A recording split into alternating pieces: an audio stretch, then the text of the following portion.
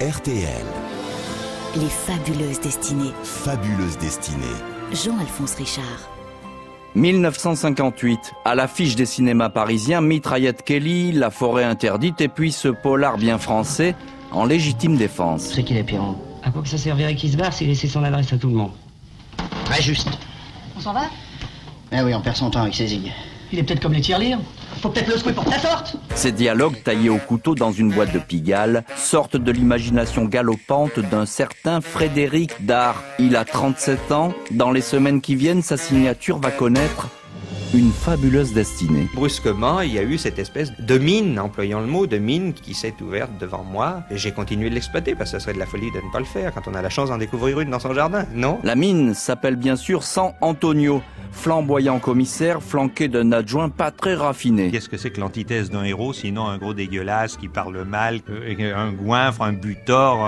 J'ai composé Bérurier. San Antonio Bérurier, apparemment rien de nouveau sous le soleil, sauf qu'ici, l'écriture ne ressemble à aucune autre, inclassable, tonifiante, révolutionnaire. Vous avez un amant jaloux? On ne demande pas à une dame si elle a un amant. Si on est candidat à la succession. Ou commissaire de police. Je suis les deux. Et si je demandais au commissaire de me protéger contre le candidat?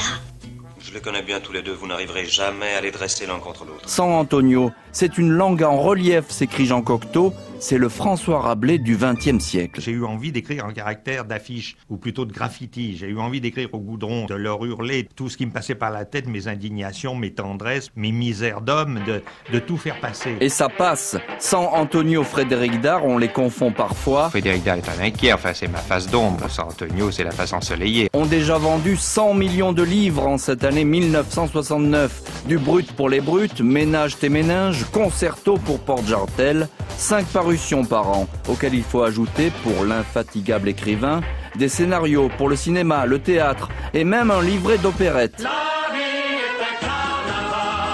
À l'image de son Monsieur Carnaval, Frédéric Dard fait de sa vie une fête, mais la lumière s'éteint parfois au moment où on s'y attend le moins. Les fabuleuses destinées sur RTL.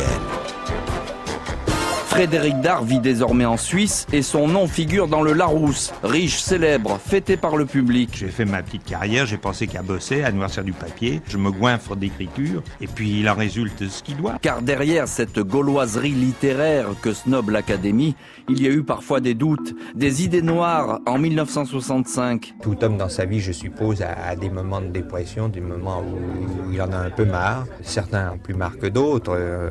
Je sais pas, moi, un soir, j'avais pas envie de voir le jour se lever le lendemain, quoi. Et un coup de tonnerre, le 23 mars 1983, l'enlèvement de sa fille Joséphine, 13 ans, libérée après 51 heures d'angoisse. C'est la pire aventure que j'ai vécue et qu'un humain peut vivre. Vous êtes tellement meurtri que c'est comme une maladie que vous avez contractée, c'est comme une plaie. Le temps a raison de tout, y compris de ça, mais ça ne passera jamais. Sauvé en reprenant le costume de San Antonio, plus de 200 titres. Commissaire San Antonio, j'appelle le commissaire San Antonio, répondez. C'est lui. Le boss veut vous parler. Une fichier 5 sur 5. Branchez-le sur l'horloge parlante. Et dans une frénésie de rencontres et de connaissances. Je suis collectionneur de bons hommes, au fond. J'aime trouver des gens, me dire, tiens, si j'avais jamais rencontré un gars comme lui. Vous savez, c'est comme quand on choque un verre, le bruit n'est jamais le même, suivant que c'est du cristal. Ah, c'est ça, c'est de faire gling sur les êtres, puis d'écouter la résonance. Jusqu'au bout, le génial Frédéric Dard, avec ses joies et ses fêlures, aura trinqué à la vie avec San Antonio et Bérurier. Il meurt en 2000 avec ces quelques mots pour épitaphe. La vie m'aura servi de leçon, je ne recommencerai jamais plus. Les fabuleuses destinées sur RTL.